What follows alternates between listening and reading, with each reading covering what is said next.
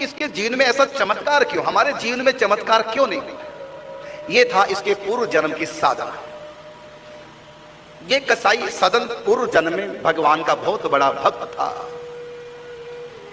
काशी गंगा में 3 बार स्नान करता था, त्रिकाल संध्या करता था, गोपाल सहस्त्र नाम का पाठ करता था और प्रतिदिन तुलसी दल पर राम नाम लिख करके 108 तुलसी दल शालिग्राम भगवान पे चढ़ाता था और हर समय प्रभु के नाम का जाप करता, एकादशी व्रत करता, पूर्णिमा का व्रत करता और बिल्कुल ईमानदारी का व्यवहार और कभी झूठ नहीं बोलता, चाहे प्राणों पे आ बने, कभी झूठ नहीं बोलना, किसी को धोखे में नहीं रखना, ईमानदारी का व्यवहार करता था, परिवार की सेवा करता था, त्रिकाल संध्या भजन चिंतन, एकदम बड़ा पवित्र आत्मा था।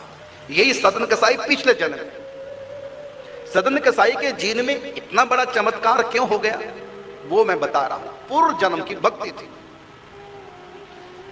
भगवान इसी जन्म में इसको मिल जाते, लेकिन एक गलती हो गई। उस गलती के कारण से उस ब्राह्मण को अगले जन्म में कसाई के घर में जन्म लेना पड़ा, नहीं तो पूर्व जन्म में इसको भगवान मिल जाते, जन्म मरण से छुटकारा हो जाता। क्योंकि जीवन बड़ा पवित्र था, भक्ति भावना वाला, पूरी भक्ति भगवान में मन दे के रखता था, पापों से बचता था, सदाचार का पालन करता था, इसलिए मन पवित्र था, भगवान मिलने ही वाले थे। बस एक गलती हो गई और वो गलती भगवान कभी क्षमा नहीं कर गए। वो क्या गलती हुई? एक दिन स्नान करके भजन संध्या गंगा किनारे करके अपने घर की तरफ ब्राह्मण देवता लौट रहा था। कसाई के हत्थे से गाय छूट करके भागी, काशी की गलियों से अपने प्राण बचा करके। कसाई पीछे पीछे ढूंढने लगा, लेकिन गाय का पता नहीं चला कि गई कौन से रास्ते से। सामने से ये ब्राह्मण देवता आ रहे थे, बोले तो नहीं, मुख से जब पूछा कि तुमने गाय को देखा, ब्राह्मण जानता था कि कसाई है और ये पकड़ के काटेगा, ब्राह्मण जानता था। मुख से तो कुछ बोला नहीं, क्योंकि गोपाल सहस्त्र नाम का पाठ करता आ रहा था, बीच में बोलना नहीं, पाठ करता हुआ घर की तरफ आ रहा था, प्रभु के नाम का जाप करते हुए आ रहा था, बोला तो नहीं, लेकिन हाथ से इशारा कर दिया, अर्थात इस तरफ रह गया, इधर गया। और कसाई उसी तरफ गया, गाय पकड़ में आ गई और अंत में कसाई ने गाय को काट दिया। तो गाय की हत्या का पाप कसाई को तो लगा ही लगा, उस कसाई का साथ देने वाला हाथ से इशारा करके गाय को बता दिया, इसलिए इस ब्राह्मण को भी गौ हत्या का पाप लगा। इसी पाप के कारण से इस ब्राह्मण देव को कसाई का साथ दिया था, इसलिए कसाई घर में पैदा हो गया। ये तो गौ हत्या के में सम्मिलित हो गया अनजान में। सोचा कि झूठ क्यों बोलूं, ब्राह्मण ने क्या सोचा कि मैं झूठ क्यों बोलूं, क्योंकि झूठ बोलने से पाप लगता है। ये तो ब्राह्मण ने सुन रखा था कि झूठ बोलने से पाप लगता है, लेकिन कहा कि गहना कर्मणो गति, गीता में भगवान कहते हैं कर्म की गति बड़ी गहन है। हर व्यक्ति कर्म का मर्म नहीं जान पाता। इसने सुन रखा था कभी झूठ नहीं बोलना, संकल्प भी किया था, सोचा यदि मैं, जबकि मैं जानता हूं यदि गलत बताऊंगा, झूठ बताऊंगा तो मुझको पाप लगेगा, इसे सच ही बता दिया, मुख से नहीं तो इशारे से बता दिया कि इधर गई है। इसलिए हमको सच बोलना है, लेकिन कई बार सच बोला हुआ भी बहुत बड़े पाप का कारण बन जाता है। किसी की मां के एक आंख हो अर्थात कानी हो, उसके बेटे को कहा जाए अरे वो कानी के इधर आना, बोलिए उसने सच कहा कि झूठ? कानी का है कि नहीं? वो कानी का बेटा तो कानी का तो है ही है। क्या ऐसा बोलने से पाप नहीं लगेगा? और ऐसा बोलने वाला कहे मैंने सच ही तो कहा, तू कानी का है कि नहीं? मैंने सच ही तो कहा तो तूने सच, लेकिन ये सच हजारों झूठ से भी बड़ा पाप है। तो ऐसा सत्य कभी नहीं बोलना चाहिए जो किसी की हानि हो। और कुछ ऐसी जगह है जहां पर झूठ बोलने में भी कोई पाप नहीं लगता। जैसे ब्राह्मण की आजीविका जा रही है तो वहां झूठ बोलने से उनकी आजीविका बचा ली जाए तो पाप नहीं लगता। लड़की की शादी में भी हम झूठ बोल देते हैं, वहां भी कोई पाप नहीं लगता। शादी में जो गालियां गाई जाती हैं वहां पर झूठ ही तो बदनाम करते हैं। किसी भी औरत का किसी भी पुरुष से नाम उल्टा पटांग जोड़ करके गालियां देते हैं, पाप होना चाहिए। लेकिन वहां भी ऐसा झूठा इल्जाम जो लगाते हैं गालियों में, शादी के बीच, तो गालियों में इस प्रकार हम जो गाते हैं महिला, तो ऐसा बदनाम करते हैं, उससे कोई पाप नहीं लगता, क्योंकि वो एक मनोरंजन है। तो शादी के समय भी गाली गाते समय हंसी मजाक में झूठ बोलना, किसी को बदनाम करना, किसी के चरित्र पर कीचड़ उछालना, वो भी झूठा, तो शादी में जायज है, ये कोई पाप नहीं लगता। ब्राह्मण की हत्या हो रही हो तो कैसे भी झूठ बोल करके ब्राह्मण को बचा लो, वहां भी झूठ बोलने में कोई पाप नहीं लगता। इसी प्रकार गौ हत्या हो रही हो तो वहां भी झूठ बोलकर कैसी भी गाय को बचाने में कोई दोष नहीं, झूठ बोलने में कोई पाप नहीं। इसलिए कहा है कि स्त्रेषु नरम विवाहे च बत्यर्थे प्राण संकटे गो ब्राह्मणार्थे हिंसायाम ना नृतम स्याजु गुप्तम।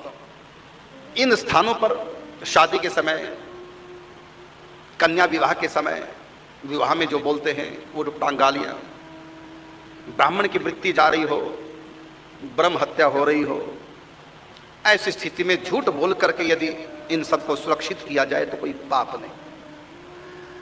अब ये ब्राह्मण को इतना तो पता था कि झूठ बोलना पाप है, नहीं असत्य सम पातक पुंजा गिरी सम हो ही कि कोटिक गुंजा।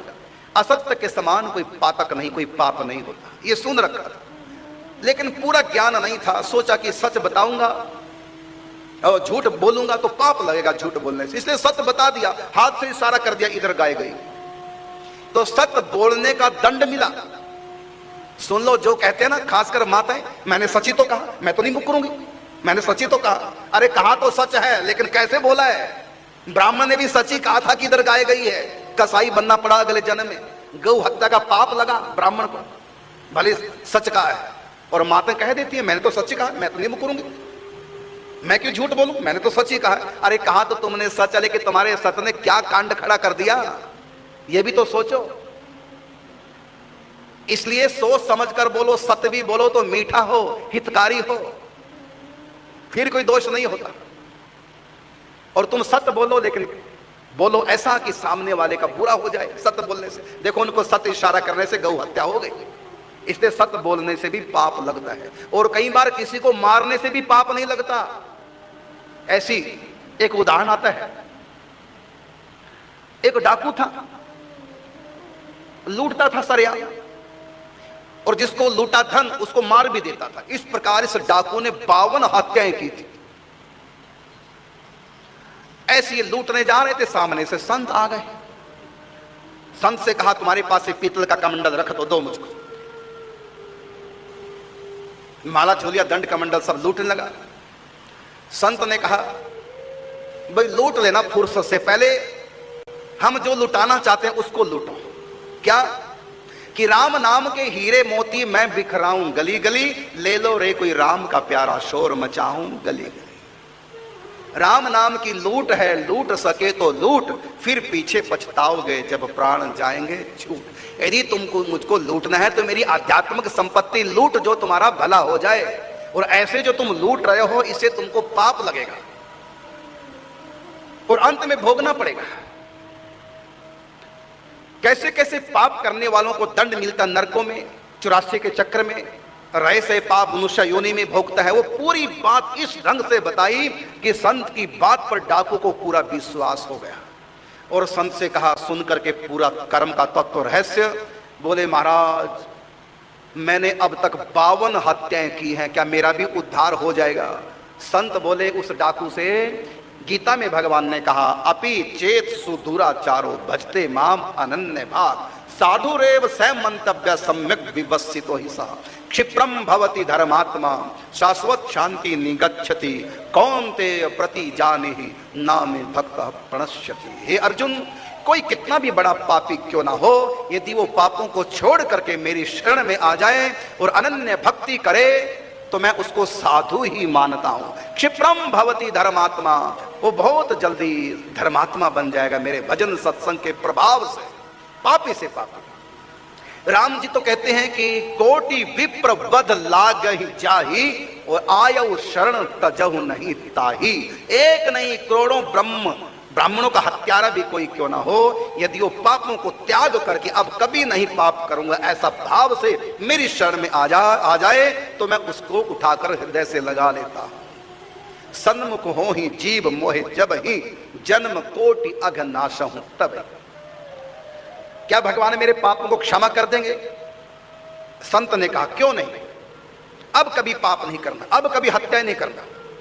और हमारे यहां तो बहुत सरल से तरीके हैं, तीर्थ यात्रा करने से भी पाप कट जाते हैं। जाओ तुम तीर्थों की यात्रा करो, इससे तुम्हारी ये 52 हत्याओं का पाप धुल जाएगा, लेकिन दोबारा नहीं करना पाप।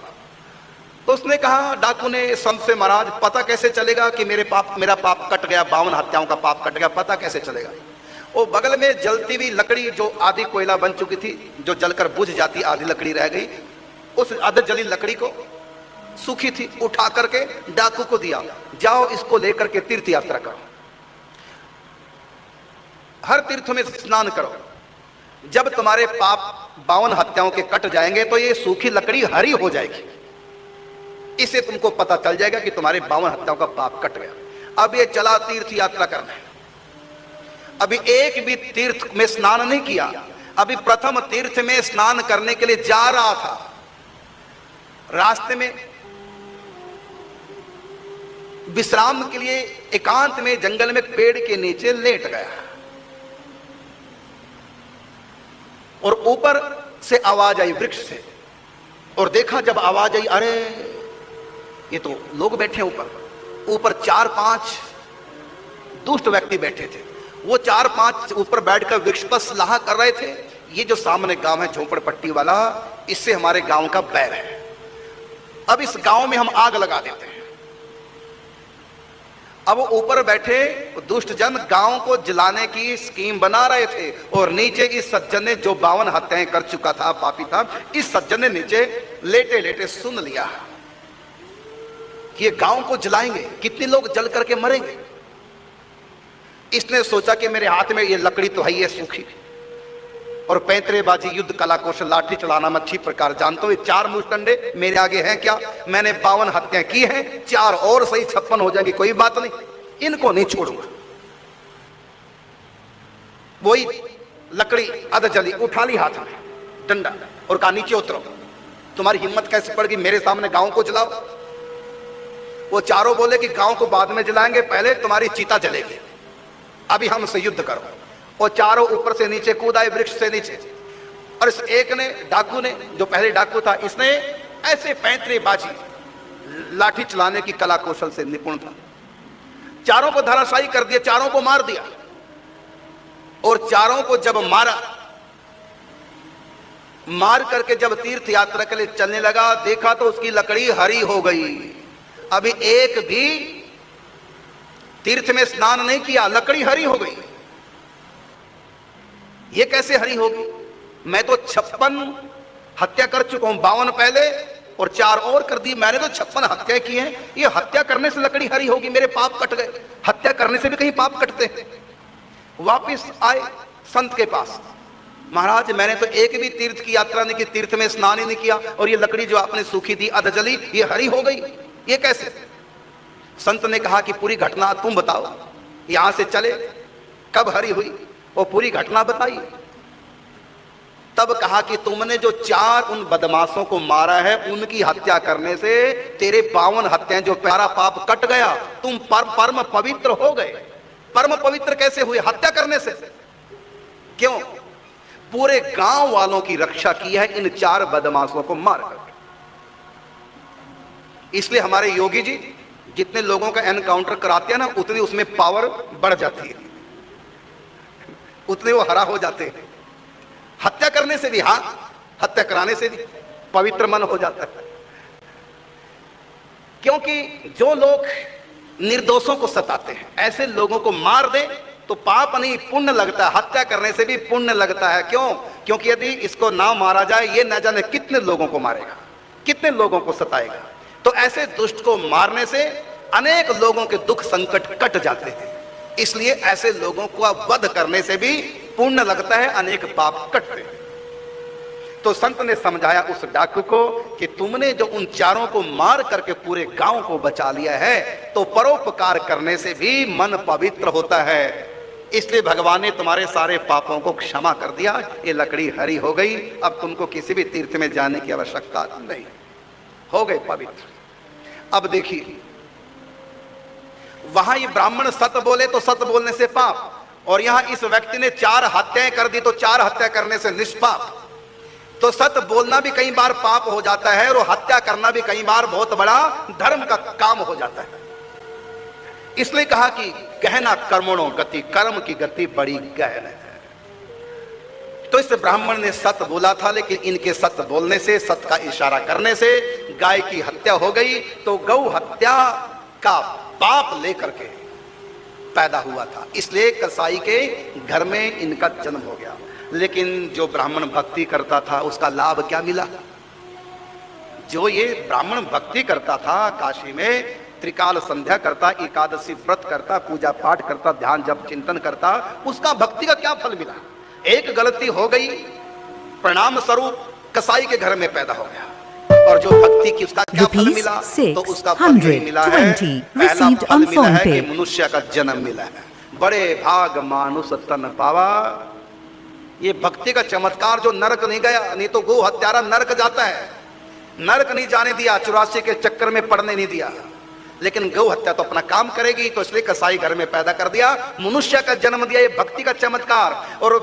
और कसाई के घर में पैदा होने के बाद भी बचपन से ही भक्ति का रंग चढ़ा हुआ था पिछले जन्म का। यह है भक्ति का चमत्कार। इसलिए कहा कि भक्ति बीज पलटे नहीं, चाहे बीते जन्म अनंत, ऊंच नीच कुल उपजे, लेकिन रहे संत के संग। वो भक्ति कभी समाप्त नहीं होती, अंत में वो भक्ति भगवान तक पहुंचा देती है। अब सदन कसाई के घर में तो पैदा हो गया, लेकिन वो भक्ति के संस्कार ज्यों के त्यों रहे। और अगले जन्म में भी काशी में पैदा, पिछले जन्म में भी काशी में और अगले जन्म में भी काशी में। ये भक्ति का चमत्कार, ये भगवान शिव की कृपा का फल। और बचपन से ही भक्ति। कसाई के घर में जन्म लिया, पिता हत्याएं करते थे, मांस बेचते थे जानवरों की हत्या करके, लेकिन इन्होंने कहा कि मैं हत्या नहीं करूंगा। पिता ने इनकी बात मान ली, इन्होंने पिता की बात मान ली। पिता ने कहा कर बेटा यही व्यापार। अभी क्या करते, जानवरों को नहीं लाते, काटते नहीं थे, बल्कि कटा कटाया मांस लाते, और कभी मांस खाते नहीं थे, मांस केवल बेचते थे। और ईमानदारी पूर्व जन्म की इतनी थी, पूर्व जन्म का अभ्यास, पूर्व जन्म की कमाई ईमानदारी की, इस जन्म में भी वही ईमानदारी। क्या ईमानदारी से बताते, ये आज का मांस, ये कल का, ये ताजा है तो ये बासी है। मिलावट नहीं करते थे, बासी को ताजा कहकर नहीं बेचते थे। तो कितना घिनौना कर्म है, लेकिन उसको भी पवित्र मन से सदाचार पूर्वक किया करते थे। मन पूर्व जन्म के अभ्यास से भगवान में लगा था। इसलिए प्रियदास जी कहते हैं, जीव को ना वध करे ए बेकुलाचार ठहरे, जीव को ना वध करे ए बेकुलाचार ठहरे, बेचे मांस लाए प्रीत हरि सो लगाई है, बेचे मांस लाए प्रीत हरि सो लगाई है। तो पिछले जन्म में शालिग्राम भगवान की पूजा करते, 108 तुलसी दलों पे राम नाम लिख करके शालिग्राम जी को समर्पित किया करते थे। तो इस जन्म में भी वही लगन, पूर्व जन्म का अभ्यास कि मैं घर में ठाकुर जी लाऊं, लेकिन लाऊं कैसे? यहाँ तो मांस का व्यापार है, लाऊं कैसे? लगन थी ठाकुर जी को लाने की, लेकिन घर की परिस्थिति देख करके ठाकुर जी नहीं लाए, मन की मन में रह गई।